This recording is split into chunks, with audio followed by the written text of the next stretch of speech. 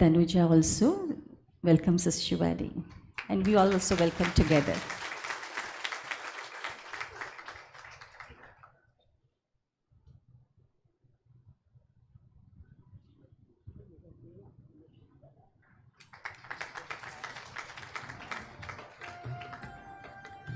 Sister Shivani is one of the most sought after speakers.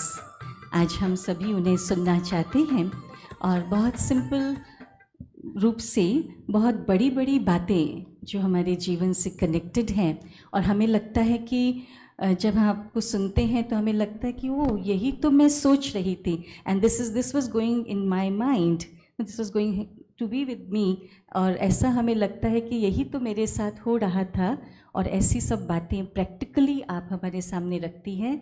So I request Shivani to share about the new ways of being. Om Shanti.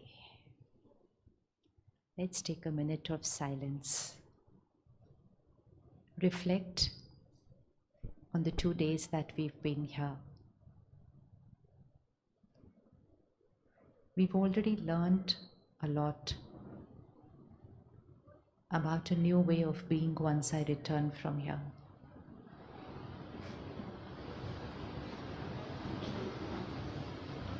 So just close your eyes, don't look around at people who are moving, and just pick your point for yourself.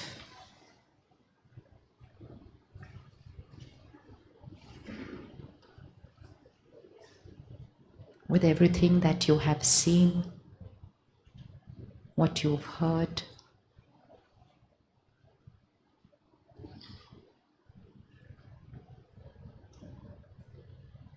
select what am I taking back from here, not just as an information, but as a part of my personality.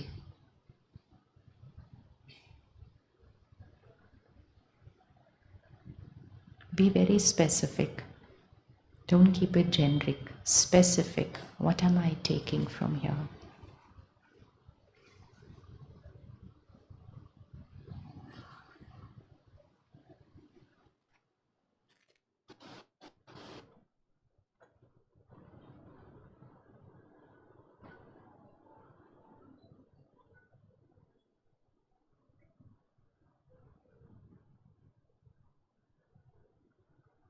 And see it being implemented in your life once you return.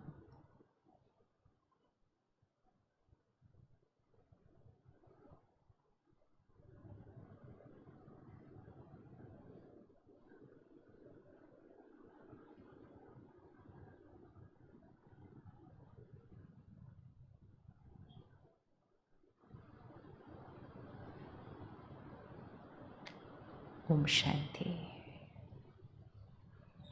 Did we get to see something specific? Any change that we want to create? Anybody? Yes? Share? Anyone can share. Just say it loud from where you're sitting. Anji. Very good. Avoid overthinking, nahi, finish overthinking. And for that, it is not about how do I finish overthinking. The only way to finish it is to start thinking right in every situation. Quantity and quality is connected. Speak good about somebody and it will finish in 2-3 lines. Talk about the weakness or the negativity in somebody and it can be 1 page. So that is overthinking. Whether it's in the mind or whether it's in the words. When the quality is right, quantity will be less. And if the quantity is high, it only means that the quality is not right. So we cannot stop the quantity. If I say I want to think less, it's not going to happen. I have to think right. Then thinking less will automatically happen. So thinking right in every situation, even if the situation is not right,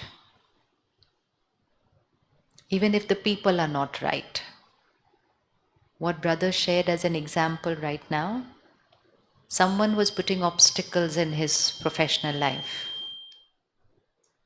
What we perceive as an obstacle, the other person feels that they are right in what they are doing. So any amount of dialogue about it or conversation doesn't yield results sometimes. Things only get more and more complicated. So when something like that happens to us, that we are a victim of somebody's exploitation or any wrong behaviors, we tend to create not the right thoughts. We tend to create hurt, we feel rejected, we feel unwanted, we feel exploited. And because we are not the one who's doing it, so we believe feeling that is what's the word? Is normal. Obviously, I'll feel hurt. It's not one line, one word. They're repeatedly doing something every single day. It's affecting my career graph.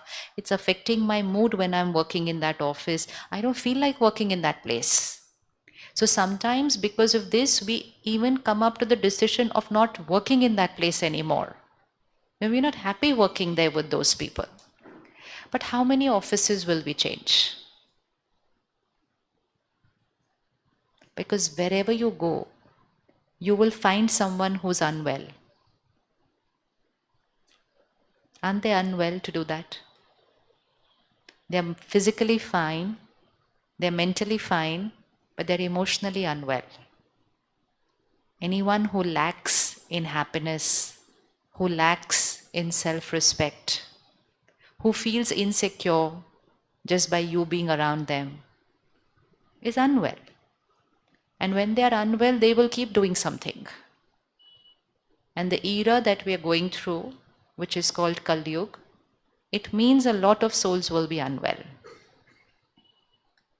And this is not to scare you, but in the coming times it will only increase. It's like a battery getting depleted. If people don't charge it, it will only it's not going to charge on its own. So there's no point changing offices. Changing should only be when there is unethical practice. So there is a difference. One is an unethical practice and another is somebody's sanskar.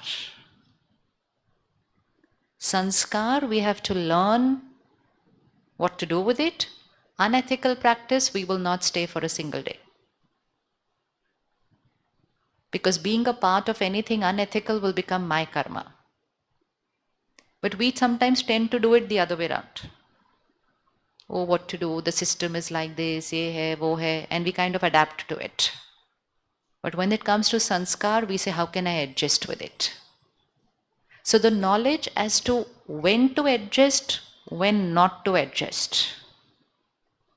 Similarly in relationships.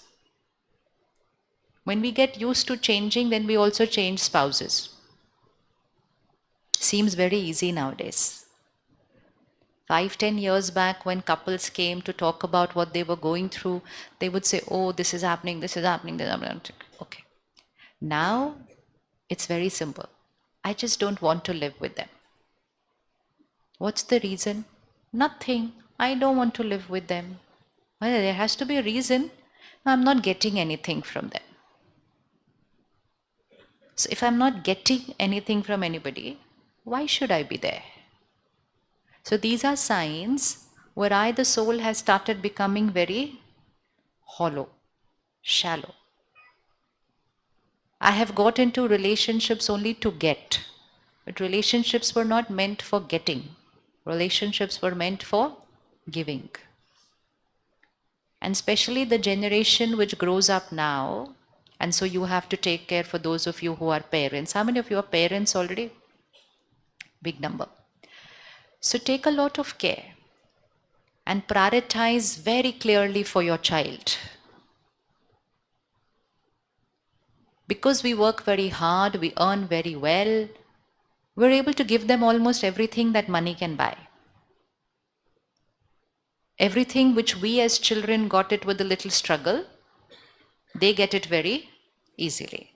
So most of us would have started with first cycle, then first scooter, then first motorbike, then first car. We traveled by bus, we Your children don't have to do all that. So the power to struggle, the power to adjust, the power to adapt, they're anyways lacking. Anyways lacking, because everything is coming very comfortable. Very, very comfortable. So the power to adjust is like a muscle. If I don't use it, don't use your hand for 10 years, 20 years. And so someone who's not used their hand for 25 years, suddenly they won't be able to use it. So someone who's not used the power to adjust, power to tolerate, power to keep quiet, power to not have things their way, how to accept it. And suddenly when they're 20, 25, something happens, they say, I can't handle this now. Because they were so used to living a life where everything was their way. So take a lot of care in your parenting. Because if we as a generation who grew up with better emotional health, with lesser distractions or almost no distractions, as far as technology is concerned, even we are today talking of stress as normal, and we have started talking about depression. Visualize what will happen to those who are kids right now, 20 years from now. What will be the priority 20 years from now? What will be the priority for that child's life, which is very important, which needs to be inculcated now? You will not be able to inculcate it 20 years later. What is the priority? Which is already becoming a priority today, but we're talking about 20 years from today. What will be the priority?